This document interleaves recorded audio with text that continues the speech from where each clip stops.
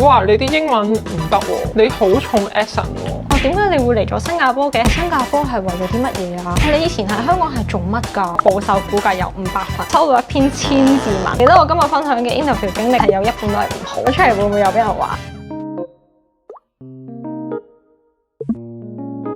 ？Hello， 大家好，今日呢條片咧，我想拍咗好耐噶啦，由啱啱過嚟新加坡去到而家，連 PR 都攞埋，足足拖咗3年。其實一路以嚟都有啲朋友仔問我關於喺新加坡揾工嘅經歷，但係我都冇好認真咁樣整合咗一條片。所以今日呢條片咧，我就會分享一下我當初究竟點樣過嚟新加坡，嚟到又易唔易揾工，我嘅工作背景、揾工經歷，包括一啲好好笑嘅嘢啦，揾工技巧，同埋最緊要嘅人工，我都會毫無保留咁樣分享俾大家聽。大家第一次睇呢個 channel， 我就簡單地介紹一下我哋嘅背景。雖然今條片得我自己一個人拍，我哋就係一對移居咗過嚟新加坡大約3年嘅 couple。通常一齊移居嘅 couple 都會係夫妻啦，咁但係我哋嗰陣時就未結婚嘅，仲係情侶。咁至於點解拍拖冇耐就決定搬去第2個國家一齊生活呢？大家可以睇下呢2條片。咁今條片呢，我就會主要講翻啲關於工作嘅嘢。講咗阿 Chat 先啦，咁阿 Chat 一開始呢，就係有公司 offer 佢過嚟新加坡做嘢，佢 interview 咗幾輪，確定攞到呢個 offer 啦。公司就幫佢搞掂晒所有文件，例如工作簽證，咁佢就過咗嚟啦。我相信先喺香港揾工，然之後再搬過嚟新加坡，係一個最大路最多人都係咁樣嘅情況。我自己就比較特別少少嘅，我就係用 working holiday visa 過嚟。係啊，你冇聽錯，新加坡都有 working holiday。呢個 visa 時限係半年，冇得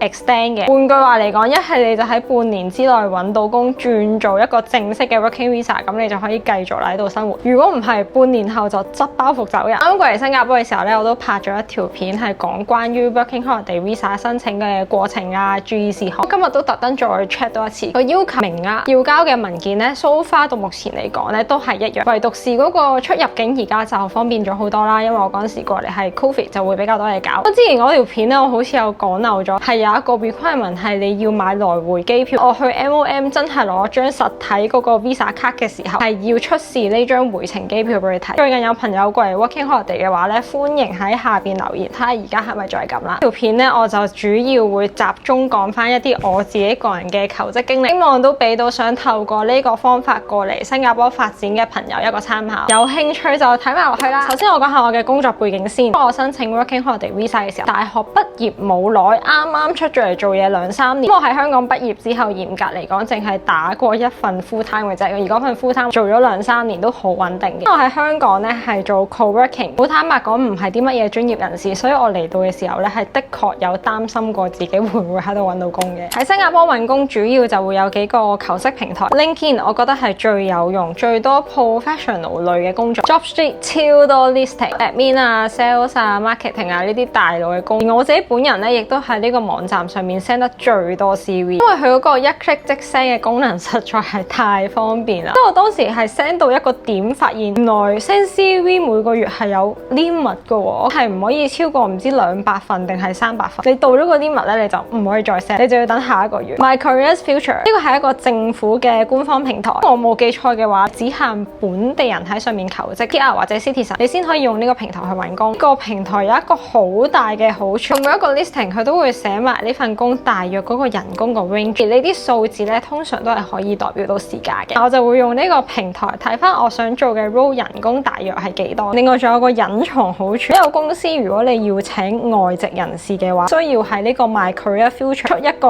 job AD。如果你呢個職位超過28日都未請到本地人，你就可以去請外國人啦。我就會去睇有邊啲公司會喺呢個網站上面請人，去揾下佢 LinkedIn 有冇話自己請緊人啊，可唔可以 apply？ 感覺上啊嚇嗰個機會係會大啲嘅。咁當然我最後唔係用呢個方法揾到工，但係大家都可以做個參考。如果我講錯咗嘅話咧，大家可以喺下邊留言話翻俾我聽。之後就會係公司嘅 official 網站，咁我就會睇翻我自己對邊間公司有興趣，直接上佢嘅官網睇下佢哋有冇請緊人。我都唔緊要，我都照 send CV 俾佢哋，希望佢哋考慮下我。呢個方法實不相瞞，基本上都係石沉大海。最後就會係 Facebook 啦，咁 Facebook 好多時都會有啲群組，例如新加坡求職，咁入邊大部分都係一啲 F&B 嘅工作，都有 admin 嘅工作。我其中一份工嘅 interview 咧就係喺 Facebook 嗰度 out 翻嚟嘅。咁以上就係新加坡大路嘅求職平台啦，亦都係我自己有親身用過嘅。咁我自己就比較中意用 LinkedIn 同埋 JobStreet。除咗佢呢個一 click 即 send 嘅功能十分方便之外，send 嘅時候仲會有一行俾你剔需唔需要公司去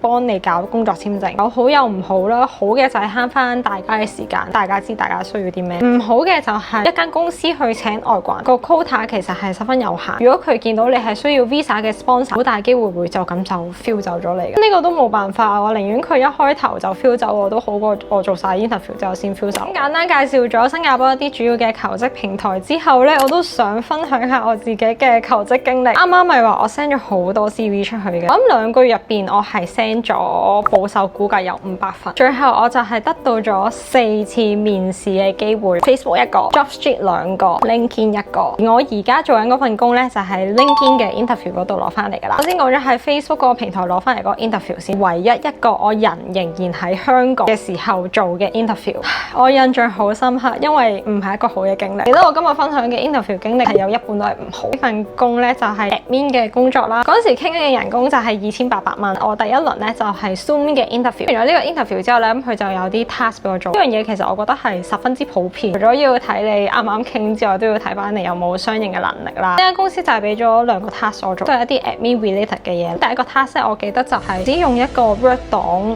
做一條 formula 出嚟，我真係拗爆頭，死啦！我講出嚟會唔會又俾人話？哇！你咁都唔知㗎？第二個 task 我就覺得有啲奇怪啦，佢俾咗一個 PDF 我，叫我喺呢個 PDF 上面做一啲嘢啦，我唔係好記得啦。Adobe PDF 大家都知㗎啦，免費嘅 function 其實係好 limited 㗎嘛，好多 function 你係要付費你先會用到。佢俾我個 task 就係一定要用一個付費功能你先可以做到嘅嘢，都算啦。令我覺得最奇怪嘅嘢就係呢份文件好明顯係佢哋公司內部嘅一份文件啦，並唔係 for interview 用嘅。我即使隔咗咁多年咧，我都仍然好記得我當初收到嘅反應。哇！你 send 呢啲嘢俾我得唔得㗎？你可唔可以泄露呢啲嘢俾一個求職者睇㗎？因為我當初求職心切啦，照做咗俾佢。但係咧，我就做咗一個舉動，激嬲咗佢嘅，就係我將呢份文件加咗個 watermark。可能有人會覺得我呢個舉動係 too much， 一間公司點會佔你小便宜啊？你使唔使咁樣做啊？我都要保障翻我自己嘅。我係寫咗類似 template for interview purpose only 呢啲字眼上去啦。我好記得我交完俾佢之後幾個鐘，呢份嘢我唔使你搞啦，阿 A 幫我做咗啦。咁阿 A 咧就係同我聯絡開啊，幫我 arrange interview 嘅一位先生。佢咁樣講，我就更加認證咗我呢份的而且確係一份內部嘅文件。再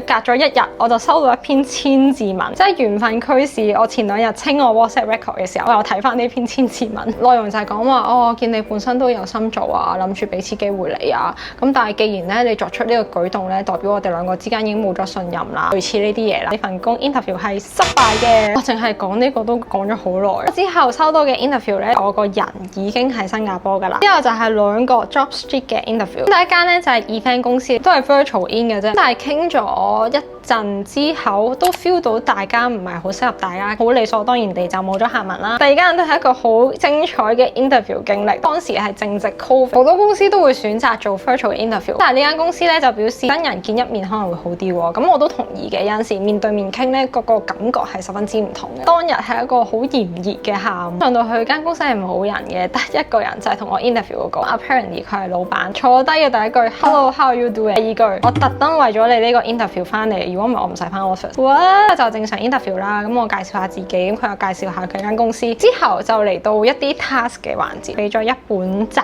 誌我，係石油相關嘅雜誌。咁佢就叫我讀其中幾段文字出嚟。真係好坦白同大家講，我當時嘅英文水平應該係50分啱啱合格嗰啲啦。我拎住本雜誌，一個我從來未接觸過嘅領域，入邊有好多專業嘅名詞。我記得啲字係好長，我當然係盡我所能啦，因為我真係好想得到一份工。我就算唔識讀，都夾硬拼咗佢出嚟。我讀完之後，佢就同我講：哇，你啲英文唔得喎，你好重 accent 喎。我勉強都聽得明嘅，但係我覺得我哋啲外國人客應該聽唔明你講嘢。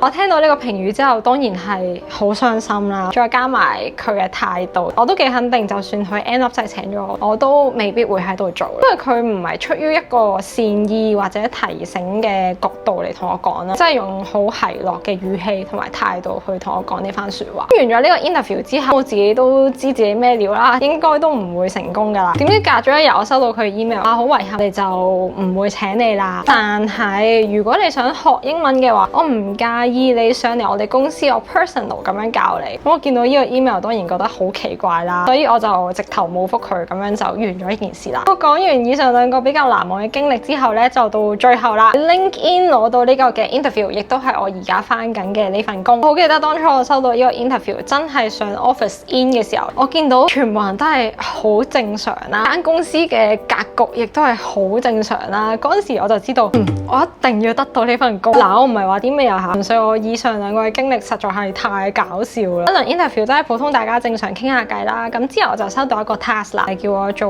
啲 event 相關嘅嘢。咁我做完交咗俾佢哋之後，隔咗冇耐咧就收到 offer 啦，我係超開心咯，因為係同我喺香港做嗰行係一樣，接受咗呢個 offer， 結束咗我2個月嘅揾工之旅啦。見工嚟講，我都有少少心得想分享俾大家嘅。我成日都覺得見工係一個大家揀大家嘅過程，唔一定淨係個僱主揀你，同時你都係揀緊你自己嘅僱主。最緊要大家係適合。外國人去見工嘅時候呢，其實好多時候僱主都有個好奇喺度嘅。點解你會嚟咗新加坡嘅？新加坡係為咗啲乜嘢啊？你以前喺香港係做乜㗎？我相信外國人喺新加坡好多時候都會聽到呢個問題㗎啦，唔係淨係見工嘅時候會聽到。不妨都可以分享下你嘅小故事。我嘅經驗就係，當我分享呢啲故事嘅時候，無論最後見唔見得成份工，成個 interview 嘅氣氛係會輕鬆好多嘅。大家好好利用你呢個外國人嘅身份，將呢個身份變成其中一個你嘅特別之處。我自己去見工嘅時候咧，就會準備一個 portfolio， 個少少嘅 presentation， 入邊咧就會有晒嘅工作經歷，都會擺好多相入去俾佢哋聽。